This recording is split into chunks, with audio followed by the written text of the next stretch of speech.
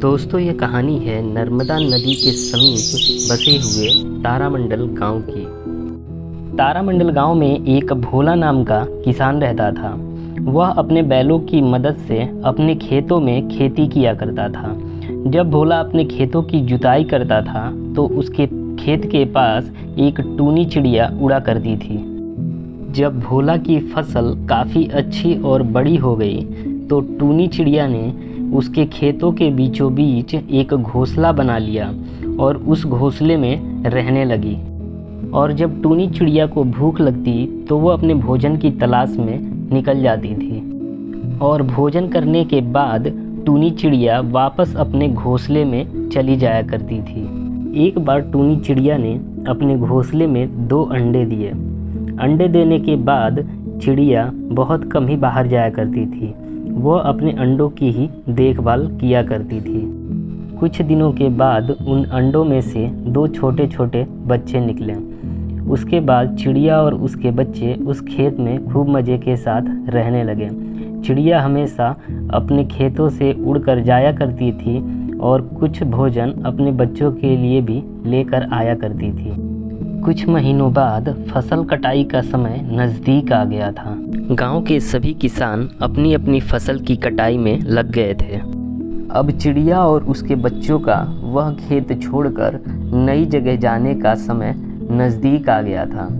एक दिन किसान भोला अपने खेत के पास आया और खेत देखने के बाद वह वहाँ के लोगों से बोला कि अब मेरी फसल तैयार हो गई है। अब मैं अपनी फसल को कटवाऊंगा और उसको बेचूंगा। किसान की ये सारी बातें चिड़िया के बच्चे बहुत ही सावधानी के साथ सुन रहे थे। ये सारी बातें चिड़िया के बच्चे सुनने के बाद बहुत ही ज़्यादा परेशान हो गए। उस समय चिड़िया खाने की तलाश में कहीं गई हुई थी। कुछ समय के बाद जब चिड़िया वापस आई तब अपने बच्चों को परेशान देख परेशान होने का कारण पूछा। तो चिड़िया के बच्चों ने वह सारी बात अपनी माँ को बताई और बोले, माँ अब हमारा खेत छोड़कर नए स्थान पर जाने का समय आ गया है। तब चिड़िया ने बोला, अभी नहीं बच्चों, मुझे नहीं लगता कि किसान अभी खेत को कटवाएगा। और चिड़िया की बताई हुई बातें सही साबित हुई। उस दिन फसल काटने कोई नहीं आया। अगले दिन शाम को जब किसान खेत में आया तो फसल को ना कटा हुआ देख बहुत ही गुस्सा हुआ और बोला, ये तो खेत काटने आया ही नहीं। अब मैं ऐसा करता हूँ कि अपने किसी रिश्तेदार को बोल देता हूँ, कल वह आकर फसल काट कर चला जाएगा। ये बातें भी चिड़िया के बच्चे बहुत ही ध्यान से सुन रहे थे और उस दिन चिड़िया के बच्चे और भी ज़्यादा परेशान हो गए। उस दिन भी चिड़िया खाने की तलाश में कहीं गई हुई थी और जब वह वापस आई तब बच्चों ने ये सारी बातें अपनी माँ को बताई और बोला, लगता है माँ अब सच में हमारा खेत छोड़कर जाने का समय आ गया है। तब चिड़िया ने बोला, अभी नहीं बच्चे, मुझे नहीं लगता कि किसान का कोई भी रिश्तेदार फसल काटने आएगा। अगले दिन भी ऐसा ही हुआ। चिड़िया की बताई हुई बातें सही साबित हुई। उस दिन भी फसल को काटने किसान का कोई भी रिश्तेदार नहीं आया और शाम को जब किसान खेत में आया तो बहुत ही नाराज़ था और बोला कि आज तो मेरा रिश्तेदार भी फसल काटने नहीं आया। अगर ऐसा ही चलता रहा तो मेरी सारी फसल बर्बाद हो जाएगी। मैं ऐसा करता हूँ कि मैं कल खुद ही आकर फसल को काटूँगा।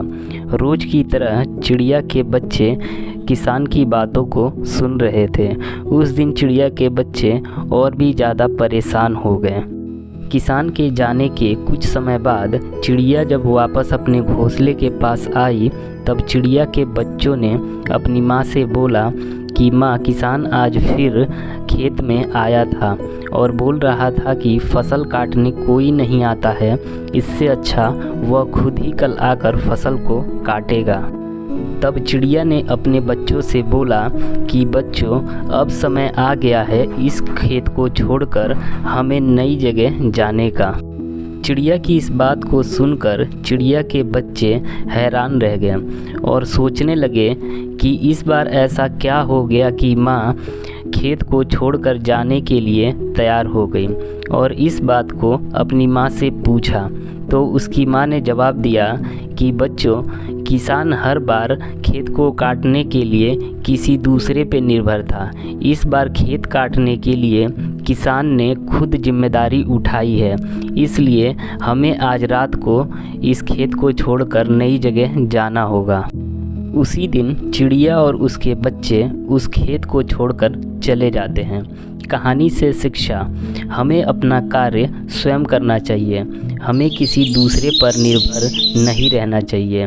दूसरे भी हमारी मदद जब ही करते हैं जब हम अपना कार्य स्वयं करते हैं। दोस्तों, अगर चिड़िया की कहानी अच्छी लगी हो तो वीडियो को लाइक करें, शेयर करें और सब्सक्राइब करें।